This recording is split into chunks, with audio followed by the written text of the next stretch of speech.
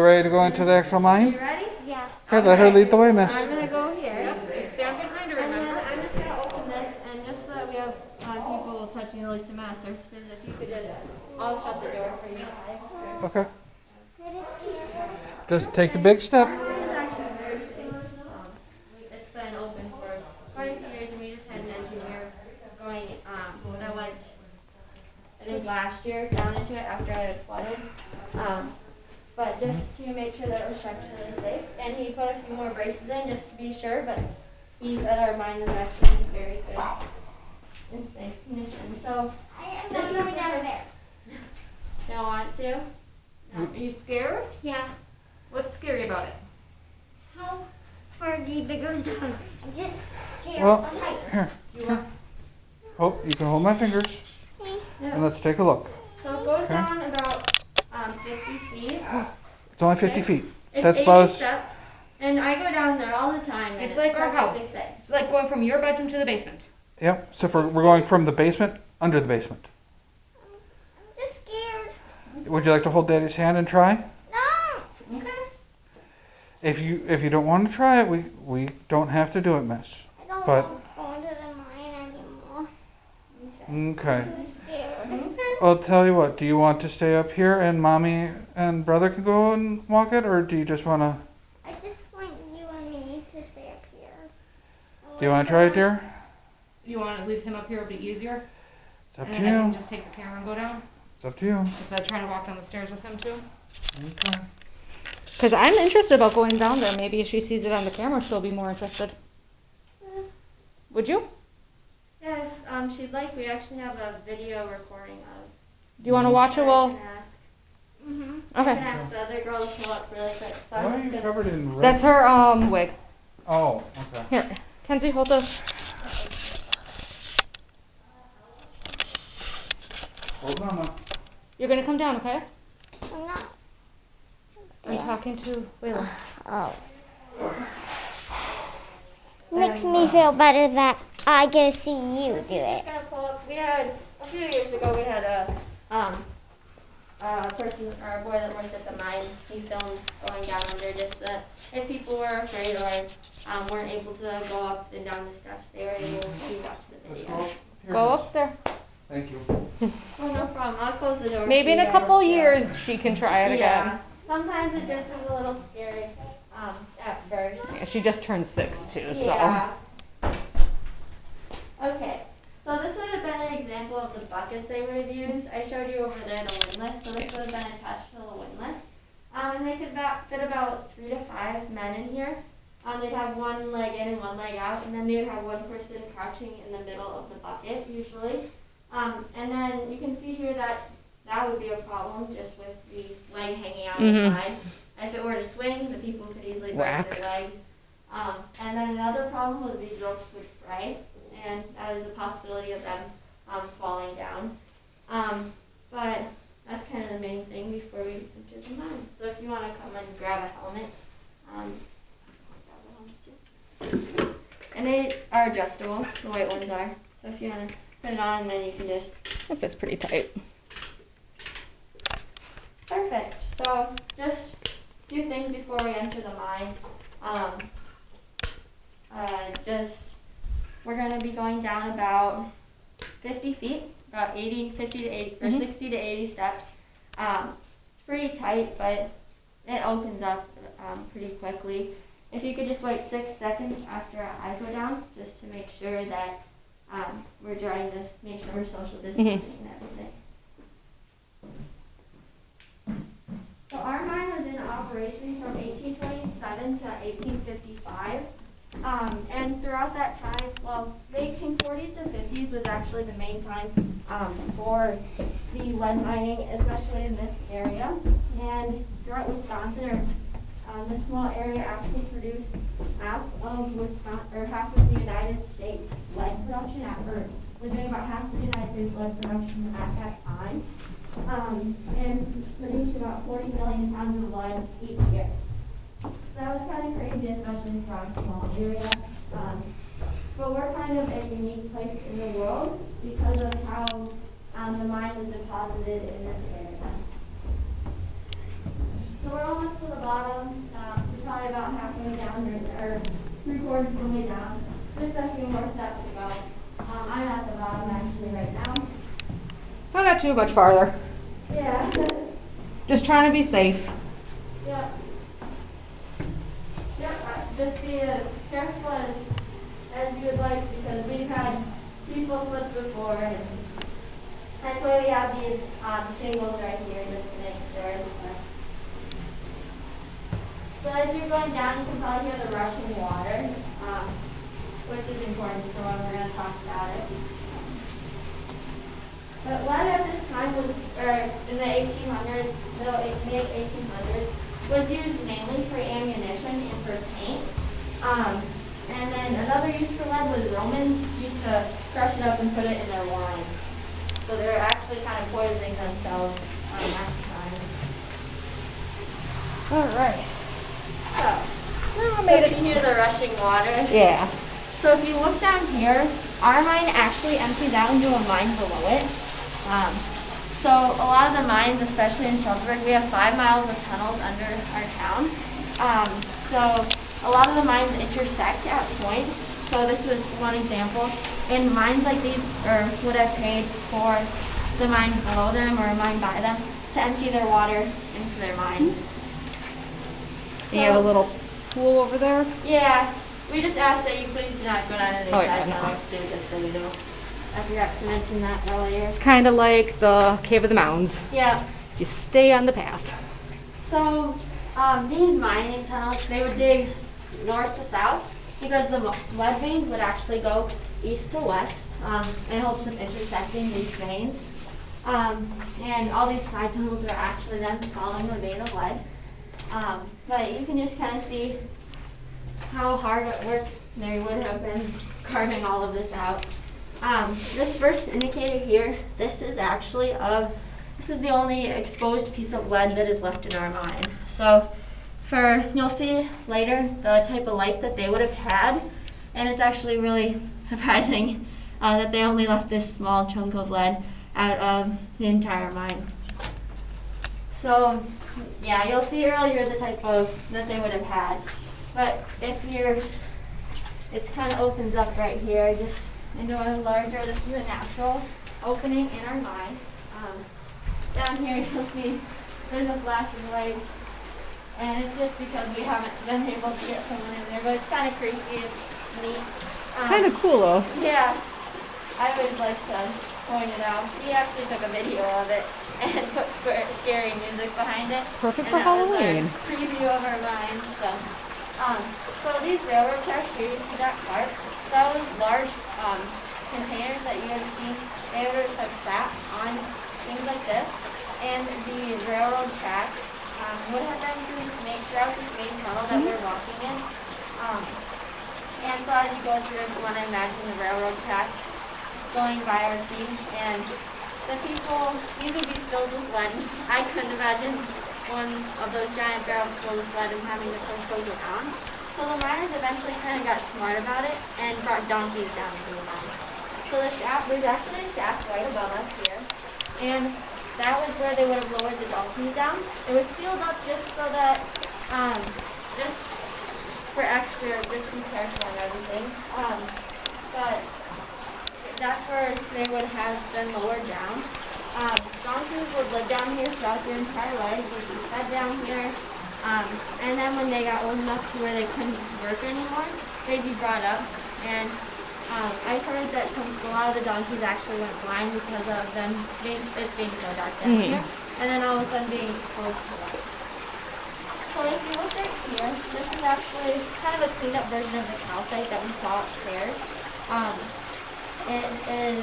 It's kind of an indicator again of the chunk of lead, and they would have followed things like this. And then these are 2 tools that would have been used in our mine. They actually have never, they've never been outside of our mine. So they've been out here for about 200 years, they're coming on their 200 years. So they would have taken this and used a sledgehammer to pound on the other side, and that's how they chipped out these tunnels. This one here is a natural opening. And then this is a pickaxe that they would have swung. It would have a wooden handle, but again, they've been down here for about 200 years, and they've never been up out of the light since they've come down. So if they go up, they'll get destroyed, kind of. Yeah, it's kind of a cool story to be able to tell about them. So miners were actually, they would only accept payment in minerals. So like in valuable minerals like silver and gold, which I guess I'll tell a little bit more about that throughout when we're walking back from our tour. But first, black powder was used to create explosions. So our mine is before dynamite. So yeah, I'll put this here. It stays. And they would have taken a large rod like this, put it up here, and there'd be two people doing this job. So this was for explosions, for them to be able to carve out larger sections of the mine. But one person would be here. I'd insert this. Usually the holes wouldn't be like this yet, though. And there'd be someone here where I'm standing and someone on this other side with a sledgehammer. And this person would, every time this person hit the end of the rod, they turn it a quarter turn. So each time, a quarter turn, until it was about 12 to 18 inches deep. So then after it was about that, they would put, this person would put their thumb right here. Mm-hmm. So you can kind of see a problem with that, with their limited lighting, and someone could easily just break their thumb right there. But it was probably pretty common at that time. And then they would take a spoon, black powder spoon, put the black powder here, insert it into the hole that they just made, turn it over, kind of cap it down, and then this is the packer end, and they'd just sit and pack it in. Because if black powder isn't packed in, it actually fizzes more than explodes. Mm-hmm. But at the end of the day, it would be one of the miners' jobs. They kind of rotate through which one it is to light the fuse. So all these holes would be connected to one main fuse, and they would have to light that fuse and then just run out of the mine basically and have people lift them up and out. And then they couldn't return to the mine until about 12 to 24 hours, or 12 hours until after the explosion had occurred, and then the dust wouldn't fully be cleared until about 24 hours afterwards. I'm just going to grab these here. So this looks really small, but it actually opens up into another natural opening over here. Oof. Yeah, it's a very small area here. Oops. I'm just going to light this candle over here if you want to.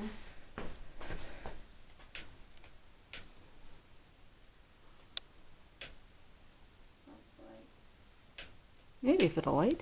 Yeah, that's why I have a second one there it goes. So this is what the miners would have used for light at this time. So you can see the minimal amount. Oh, there it goes out. Here. Switch candles. A little damp. Yeah, maybe that's what it is. Put this there. So this here that it's resting on is actually called a sticking Tommy. It was used to be a derogatory word, Tommy was, towards the English from the Irish. And there it goes. So every time they used one of these, they kind of were like, we're sticking it to the Tommies, or which they would use that as a word against the English. So these would have been used for their light source because they didn't have electricity like we have today. It would have these about 3 to 5 feet apart. And then are you okay if I turn off the light? Okay. So I'm going to turn off my flashlight here first. You know, don't move from where I'm standing. Yeah. And just kind of show you how much light that they would have had when they were working down here. So you can see the little amount of light that they would have had. And you can see how easy it would have been for them to hit their finger when they were doing the black powder, or just not be able to see very well. Okay, so you can see how hard it would have been for these miners. Do you notice anything else on this wall that's kind of... The skull head. Yeah. So that actually has a big story from our mine. So we had a miner in our mine that used to bring his dog down every day. He was kind of like the mascot for the miners. And everyone loved this dog. this was the guy's best friend. He wasn't married, he didn't have any kids, so this was his best friend to him. So one day, he brought his dog down into the mine, and it was his time to light the fuse. And he went looking for his dog in the mine, and then he was like, oh, my friend must have him. I know he mentioned something about it. And then he lit the fuse and got up and asked where his dog was. And his dog was gone. Mhm. And it actually had died in the explosion. His dog blew up, and he found his body there the next day and placed his skull here. And it is said that if this skull is moved or touched, our mine will collapse. So that's kind of... It's like the guardian of the mine. Yep. And then if you look up here, some people like to see that, I don't really have my flashlight that zooms in here, but that those are the back legs of the dog, the two pieces there, and then above us is the underbelly of the dog, right, in that area. Mhm. And then it just reaches out. So that if this skull was moved, the dog would collapse on us. Kind of and it does would collapse resemble on us.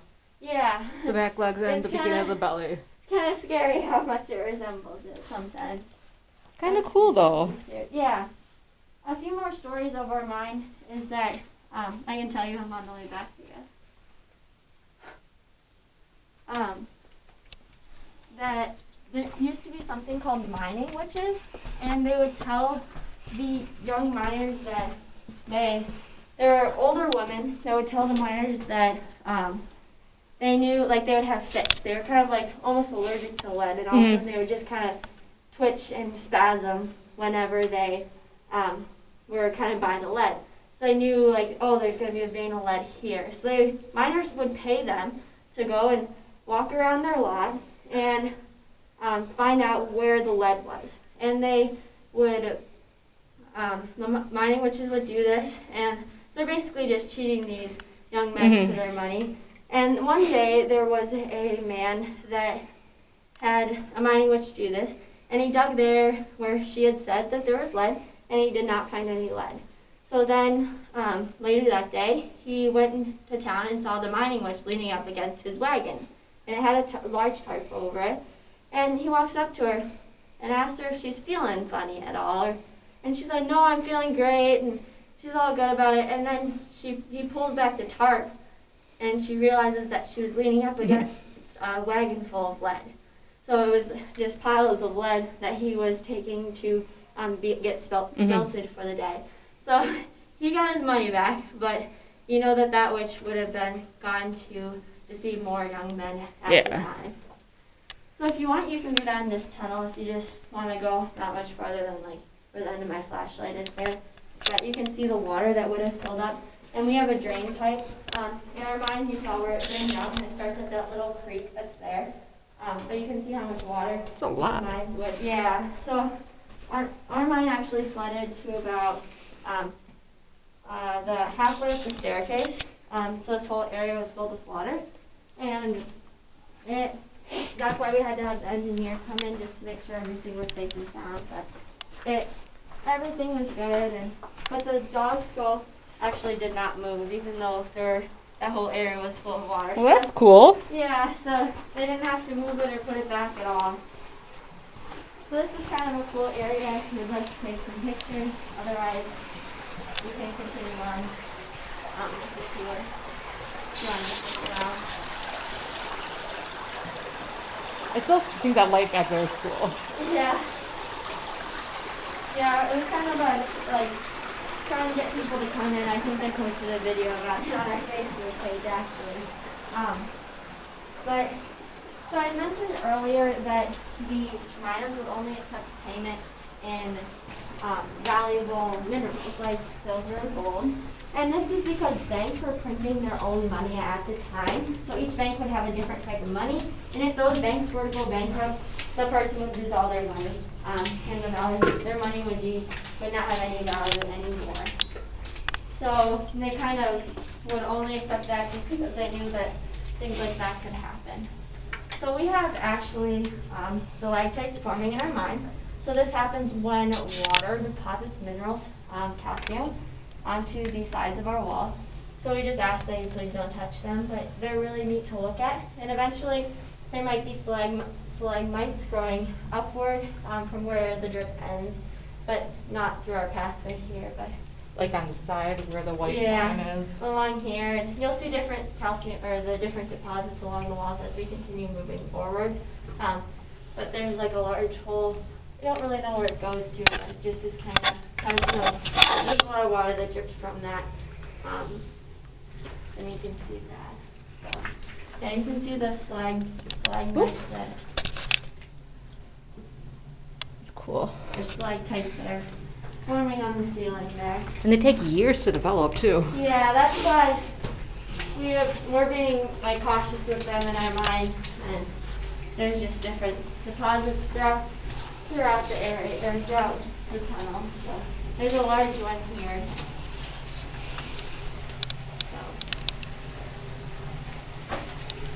So when we go upward, if we could just wipe your feet off on dandy dandy little brushes here.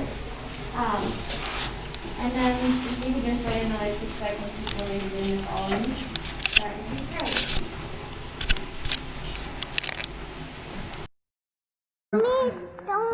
So you survived the mine.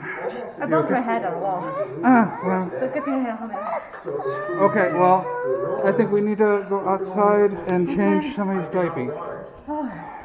You need some fresh air? Just walking up the stairs. Okay, alright, hang on, let me pause this. where I went up at. That's right where I came from, right there. Yeah. Actually, a format that looks like the highlights in the belly of the dog too. It naturally formed. Okay, so we are all done with the tours. Only one of us went into the mines, which is perfectly fine. Yeah, so obviously they'll have see that on the video. But did you learn something, Miss? Kenzie, what did you learn besides that you are now a cat?